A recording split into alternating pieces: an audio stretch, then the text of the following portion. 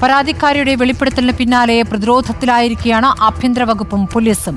PV Anwar ഉന്നയിച്ച ആരോപണങ്ങളുടെ പേരിൽ SP Sujith ദാസിനെ ഇന്നലെ രാത്രിയാണ് സസ്പെൻഡ് ചെയ്ത് മുഖം രക്ഷിച്ചത്.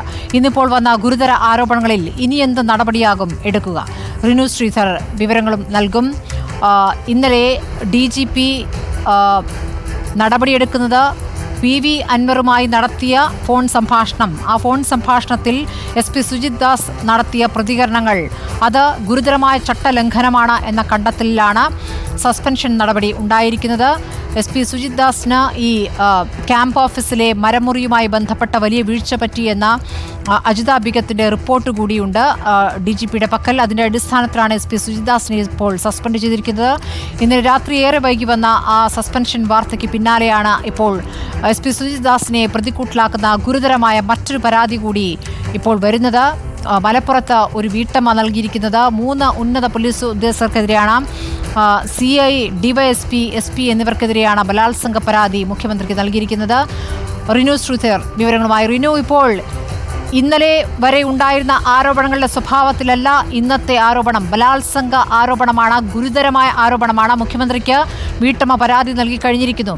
നിലവിൽ SP സുജിത് ദാസ് ഇപ്പോൾ സസ്പെൻഷനിലാണ്. പുതിയ ആരോപണങ്ങളുടെ പശ്ചാത്തലത്തിൽ എന്താണ് ആഭ്യന്തര വകുപ്പ് ആലോചിക്കുന്നത്?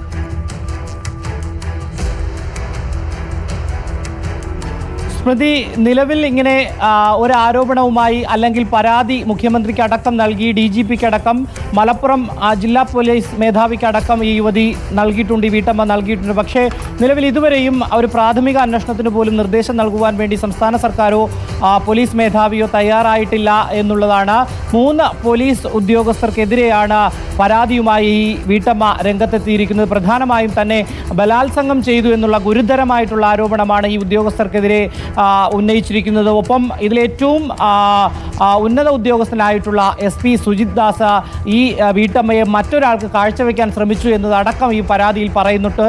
പക്ഷേ എന്നിട്ട് പോലും നിലവിൽ പോലീസിൻ്റെ ഭാഗത്തു നിന്നൊരു ഇത് അന്വേഷിക്കുന്നതിന് വേണ്ടി അല്ലെങ്കിൽ ഒരു പ്രാഥമികമായിട്ടുള്ള ഒരു അന്വേഷണം നടത്തുന്നതിന് പോലും നിർദ്ദേശം നൽകിയിട്ടില്ല എന്നുള്ളൊരു വിവരമാണ് നമുക്ക് ലഭിക്കുന്നത്. നമുക്കറിയാം, മുഖ്യമന്ത്രിക്ക് അടക്കം ഇന്ന് രാവിലെയാണ് പരാതി നൽകിയത്. എങ്കിൽ പോലും ഇത് DGPക്ക് കൈമാറുകയും തുടർന്ന് ജില്ലാ പോലീസ് മേധാവിക്ക് കൈമാറി ഈ പോലീസ് ഈ അന്വേഷണം ഘട്ടം 1ാം ഘട്ടത്തിലേക്ക് കടക്കേണ്ടതായിട്ടുണ്ട്. പക്ഷേ നിലവിൽ ഇതുവരെയും അത്തരമൊരു ഘട്ടത്തിലേക്ക് പോലീസ് നീങ്ങിയിട്ടില്ല. യുവതിയുടെ മൊഴിയെടുക്കാനോ അത്തരമൊരു ഈ പരാതി അക്സെപ്റ്റ് ചെയ്യുന്ന ഒരു സാഹചര്യം പോലും പോലീസിൻ്റെ ഭാഗത്തുനിന്ന് ഉണ്ടായിട്ടില്ല എന്നുള്ളതാണ്.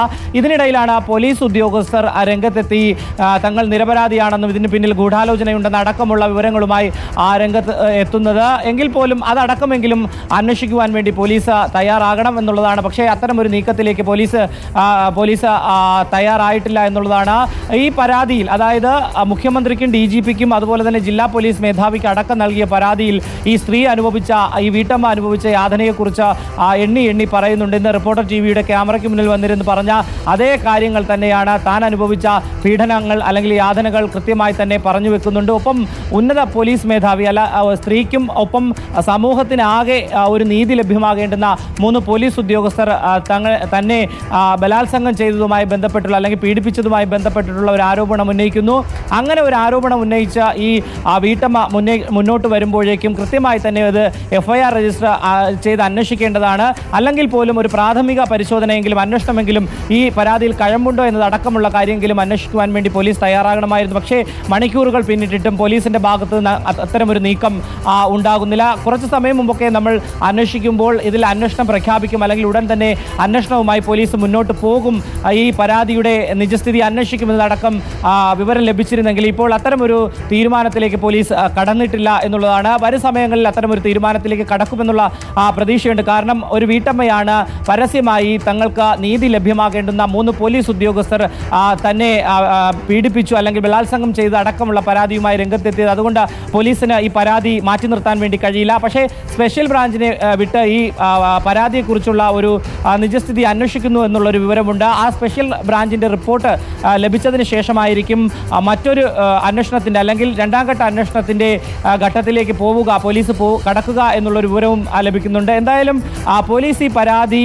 ഗൗരവമായി കാണുന്നു എന്നുള്ളതിൽ നമുക്ക് പറയാൻ കഴിയില്ല. കാരണം ഒരു വീട്ടമ്മ ക്യാമറയ്ക്ക് മുന്നിൽ അല്ലെങ്കിൽ പോലും വന്നിരുന്ന് ഇത്തരം ഒരു പ്രതികരണം നടത്തി, ഒപ്പം പരാതിയായി തന്നെ എഴുതി നൽകി ഇമെയിൽ സന്ദേശം വഴി മുഖ്യമന്ത്രിയുടെ ഓഫീസിനും സംസ്ഥാന പോലീസ് മേധാവിക്ക് PHQവിലും അടക്കം ജില്ലാ പോലീസ് മേധാവിക്കും DIGക്കും അതുപോലെ തന്നെ തൻ്റെ ഈ മലപ്പുറം SHOയ്ക്ക് ഉൾപ്പെടെ പരാതി കൈമാറിയിട്ടുണ്ട്. ആ പരാതിയുടെ കോപ്പിയാണ് മുഖ്യമന്ത്രിക്ക് നൽകിയിരിക്കുന്നത്. പക്ഷേ ഇതിൽ ഒരു ഇടപെടൽ നടത്തുവാൻ വേണ്ടി പോലീസ് തയ്യാറാകുന്നില്ല, നിലവിൽ തയ്യാറായിട്ടില്ല എന്നുള്ളതാണ്. വരും സമയങ്ങളിൽ അത്തരമൊരു നിലപാടിലേക്ക് അല്ലെങ്കിൽ ഒരു ഇടപെടലിലേക്ക്, ഒരു അന്വേഷണ ഉത്തരവിലേക്ക് പോകുമെന്നാണ് പ്രതീക്ഷിക്കുന്നത്. സ്മൃതി.